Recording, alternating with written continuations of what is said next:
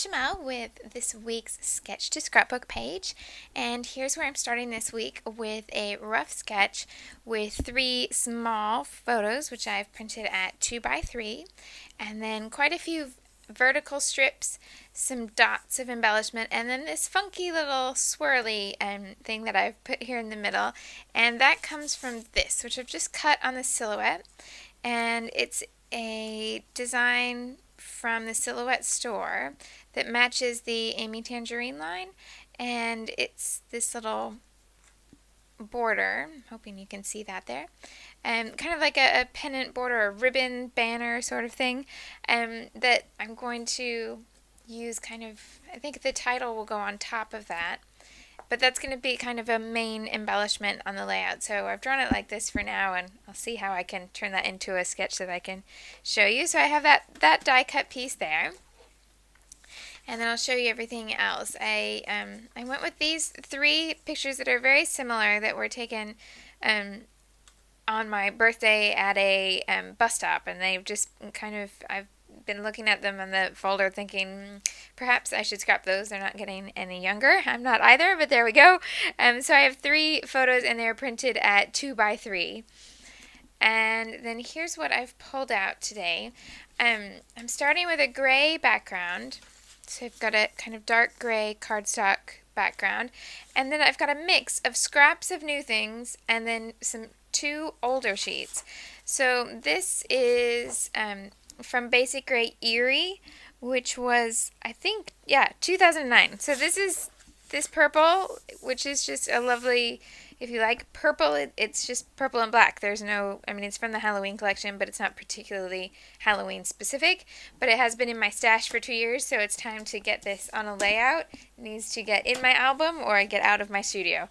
And then this is even older than that because this is, I'm not sure what year, but this is from the Love Elsie collection from KI Memories, and then this was even more specific than that, was from a pack that was just exclusive to Hobby Lobby. And when I was in America, I went to Hobby Lobby to buy the special pack that they had that no one else had. And anyway, I really like this paper, and it is an older paper, so I want to go ahead and use it while I still like it before I change my mind. But there's no way to get this paper now, obviously. If you do like it would be a very simple paper to create on your own because it's text and music and then a solid color. So you could do the same sort of look with other papers. So those 2 are older papers, but whole sheets. And then I've gone to my scrap basket and pulled some things that are new. But I've used parts of them. So these 2 papers are from the Garden Cafe collection by American Crafts, and they have this kind of really rich burgundy purple, but mixed with a really bright hot pink. And there's a little bit of this kind of orangey yellow in here too, which may connect well with the yellow there. And some gray polka dots from Echo Park Dots and Stripes. And I think I had used the other side in like an 11 by 11 square, so I just have these 2 strips left. And then this was just a tiny piece of this fabric. I don't have any more of it. It's Yellow Dots on a Gray Background by Amy Butler. And other bits and pieces. I've pulled out these fabric stickers from American Crafts, the Amy Tangerine. We'll see if those work. And these letters by Sassafras, which are the Pink Swirl alphabet. And then a few bits from Garden Cafe. Oh, these are just some plain white tags in case I want plain. A gray, kind of brownish gray tag that says Smile. And then this one, which is a different design but the same colors as the pattern paper. Those are from the Garden Cafe tag set. And then from the dimensional stickers, most of these are a bit too specific, but I quite like this little flower here with the matching kind of Bordeaux purple there. Okay, so that's where I'm going to start. I may have to pull in some other things, or I may not use all of this, but that's where I'm going to start. And here's my sketch. So I'm going to go ahead and walk you through my layout from start to finish here. So I've started by cutting 3 of the papers into the vertical strips. that are here in the middle of the sketch, and I'm just going to layer them up and find a way that they look okay.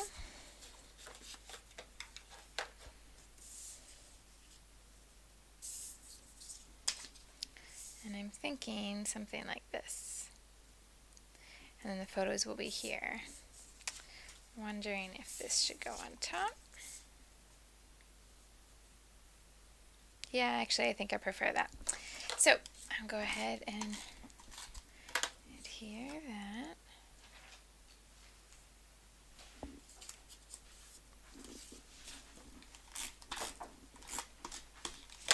And with this, with the paper in place, but before I put the photos on, I'm going to add a bit of white and gray ink with the sprinklers from October Afternoon. That's paper doily and tintype. And I'm just going to shake them up and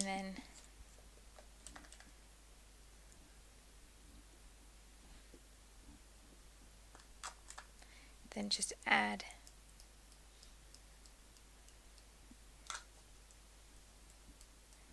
the sprinkles in kind of a diagonal line.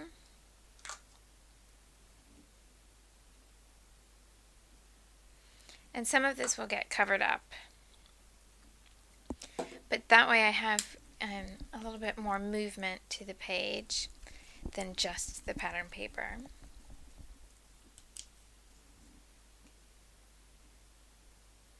One of the questions that came up recently was when I decide that there's a technique that I like and then I repeat a lot until I get sick of it, which is kind of what I'm doing with sprinkles of ink lately. I put them on pretty much everything, but eventually I know I will tire of them and move on to something else. What does it do to my albums? Like, do I get to a point in my albums where everything looks like, oh, this is the phase where she threw ink on everything? And what I do now is, because I don't scrapbook chronologically, it works out much better, because then this page won't necessarily be next to the other pages that I make. So I take all those pages that have that technique and quite often will spread them through different albums, so it ends up working out okay. And I'm going to overlap the photos, so they're going to go right about there. So yeah, I'm covering up a lot of the splatters, but that's okay. And that's pretty much in line with the sketch, so I'll go ahead and stick those down. Then I have the die cut banner piece. And that's going to go right about here. But what I want to do is cut pieces to go inside the banner so that those pieces are all the same color. And had I thought about this in advance, I should have just cut these twice. So I could use this, because these are the same, this is the piece that I need to go inside, but I wish this was a different color now. So if you download this from the Silhouette store, just cut the design twice in two different colors, and then you'll have the pieces that go inside as well as the outline of the banner. Or you could delete the inside lines, and then it would all be solid, and you could even then sketch on the little overlaps if that helped make it work. But because I didn't cut it and I don't really fancy trying to go back to the computer and get it at the right size, I'm going to just use these to trace and then cut pieces to fit inside. I would definitely say that it's easier to die cut both pieces as you go. And once I took the yellow pieces out of the banner, the outline pieces are very narrow and a bit fragile, so it wants to kind of pull apart in a different shape than what it was originally meant to be. But it did come back together once I could put all those pieces there and match it up. I ended up putting the gray on top of the die cut rather than underneath, because I liked the texture, the dimension where it was coming out of the page rather than sinking in. So just personal preference, but a little experimentation on what worked with that die cut. And then I'm going to go ahead and start embellishing from there, and I'll just bring the sketch back so that there's something to refer to. And I'm going to have journaling space down here and a tiny little bit up here where I'll just put the date probably, or the location. And then I'm going to spell out my title across the banner and add a row of circle embellishments here and a few other little sprinklings.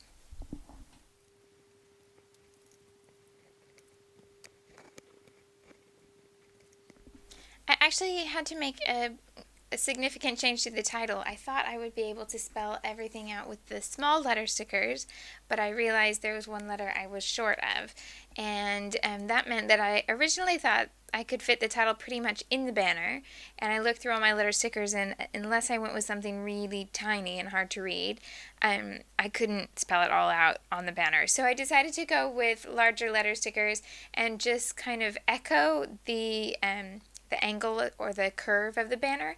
And although it's a completely different look than what I planned on, I quite like it. It gives it a bit more oomph and the title is a bit more bold. It does mean that I have a little bit less space for embellishment than I originally thought, so I'm going to work on that a little bit. Okay, so I'm going to start with this tag, and I'm going to put it down here, and I'm going to get rid of the part that actually makes it a tag, and because I think this shade looks quite gray until the brown is next to it, and then it looks more of a brownish shade. So I'm just going to take that bit off, have that bit off the edge of the page and trim it off, so that it's just a little die cut card that says smile. That works just fine. So just turn it over and take the extra off.